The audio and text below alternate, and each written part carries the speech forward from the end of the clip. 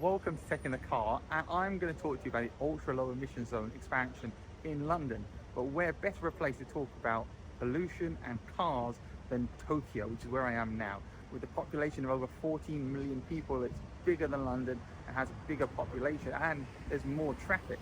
And Tokyo decided to do something about air quality in the city in 1968. In 1994, diesel vehicles were banned from the city. So as of since then, there's been no diesel vehicles inside the city, which means that the particulate emissions have been much lower in the city, and that's over the entire city. We're not just talking about a tiny area in the middle of the city. And this is exactly what we're talking about in London, of course.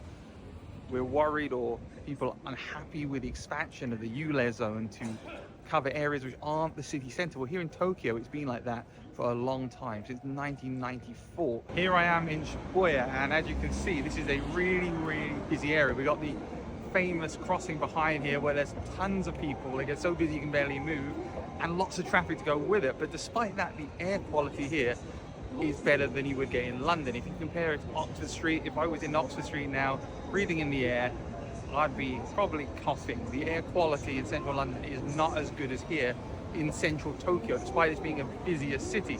And that's partly due to the fact that Tokyo have been working on improving the air quality in the city since 1968. And of course, the diesel ban happened in 1994.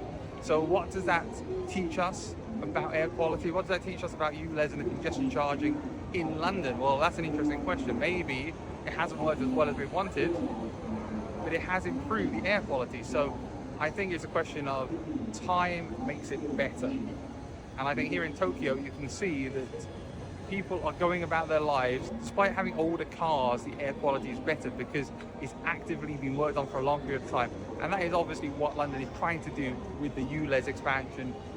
And hopefully that will be the result. But in the meantime, making a lot of people very unhappy.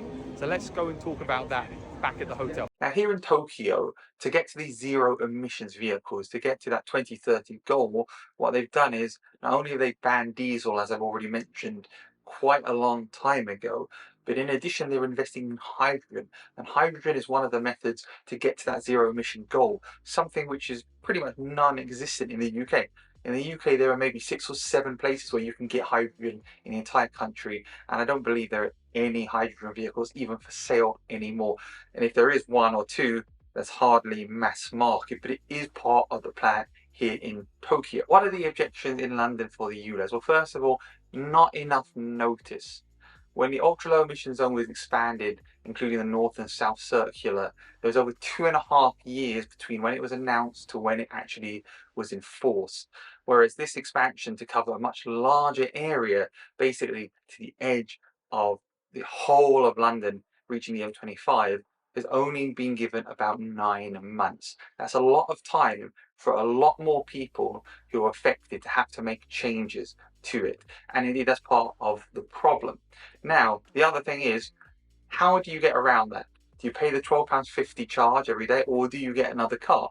Well, let's look at getting another car. Freetrade has around 43,000 ULEZ compliant cars available right now, between £10,000 and £15,000 in cost. That's a lot of money, and when you consider that the scrappage scheme, which is meant to be of huge help to anybody who wants to change their car, only gives £2,000 for a car or £1,000 for a motorcycle, that's not a lot. There's a big difference between £10,000 and £2,000. That's £8,000 of money which people don't have because of inflation. Inflation is hurting everybody. So it's also incredibly bad timing to make these changes. The Mayor of London, again, is giving the impression all he cares about is a bottom line and money.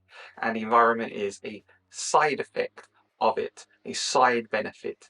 People can't afford to make these changes in lots of cases, and it's hurting them in the place where they need it the most, in getting to work, in getting to school. Now, there are around 5,000 cars on Auto Trader listed for under £5,000, which are ULEZ compliant, which is a lot better. The difference then is maybe £3,000. And if you have a wheelchair accessible vehicle, then you can actually get up to £5,000 for that. Again, though, it's more specialized, so getting a replacement which would be ULEZ compliant probably be a lot harder as well. And it's a shame that this actually almost hasn't come into effect sooner, because only 6 months ago, used car prices were through the roof. And probably those cars which are now being put through to the scrappage scheme, if that's what the owner wants to do, might have been worth more previously. And of course, the scrappage scheme is only available to people who are within certain bands of income. So maybe you're on lower income or on benefits, then you're able to get access to that. But your income is directly affected by that scrappage. You might go from being eligible to being ineligible if you do that, and then you lose your benefits because now you have a lot of extra money and then you have to spend more money on the new car. It's just, it doesn't make sense. Again, it's very, very hard to understand the thought process or the lack of thought process behind these changes that the Mayor of London decided to put into place. And the people who live on the outskirts of London use their cars to get around because they're not sitting in constant traffic like in the centre of London. They can get from places to other places much quicker, and it's a lot more convenient to do those things in cars. The next for the ULEZ expansion is air quality. Now, I've shown you in Tokyo the air quality is definitely better, at least as far as me breathing it in goes, because I can breathe, whereas in the centre of London, it's not so nice. Now, not everybody's as sensitive to that, of course, and lots of people get ill or get affected by the pollution in the air. And although that is a fairly small percentage of people in the scheme of things, that is still one thing which potentially gets better when you remove from the London area pollutant cars. Now, these cars aren't doing it on purpose. The reason why they give out more pollution, more carbon monoxide, more carbon dioxide, is because of the fact that these cars are older. One benefit of newer cars is they are more efficient, they are more safe to drive, and actually they're more comfortable to drive. And so if you can afford to change to a new car, it's worth considering it. I know being forced to change to a new car or to a different car is not something anybody wants. You want to make that decision on your own. But there are benefits other than avoiding the ULEZ charge, which comes from having a newer car. It'll probably cost you less to run, it'll be safer, and it'll definitely be more comfortable. Only if you can afford it, of course. According to Transport for London, 44% of emissions are down to nitrogen oxide, 31.5% are down to PM2 particles.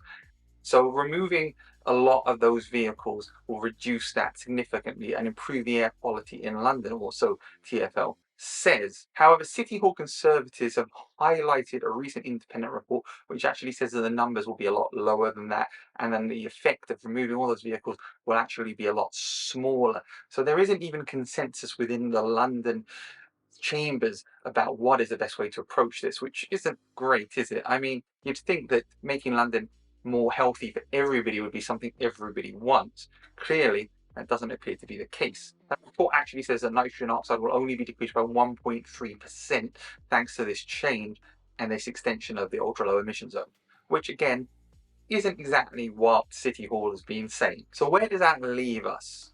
We've got a situation where various councils which make up London are taking the mayor to court for judicial review to try and get the decision looked at again and highlight where they've made mistakes with their judgment in deciding whether this really is worthwhile doing.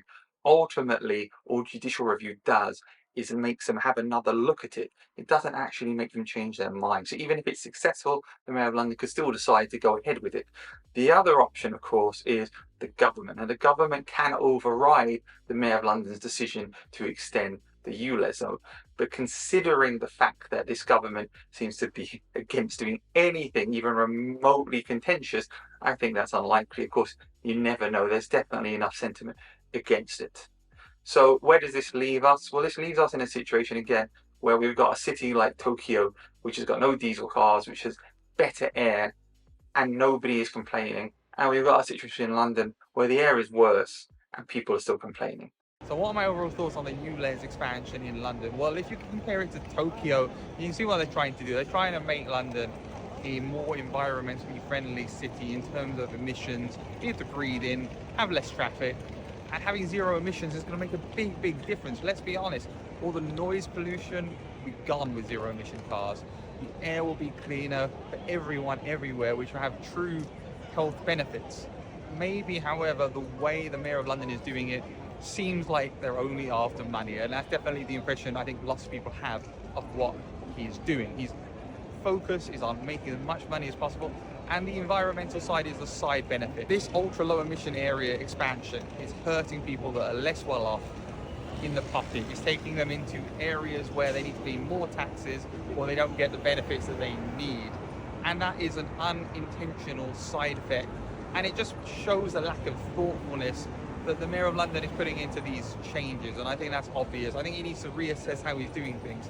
Having said that, here in Tokyo, low emissions is not a problem, diesel is not a thing, and the air is much cleaner and much better. And if London ends up being a bit more like Tokyo, even though it's still noisy here, by 2030 it will be quieter as well, then that's a great thing. Please let me know your thoughts down below on how London compares to Tokyo and about the ULEZ changes. And please subscribe and give me a like. Thank you very much.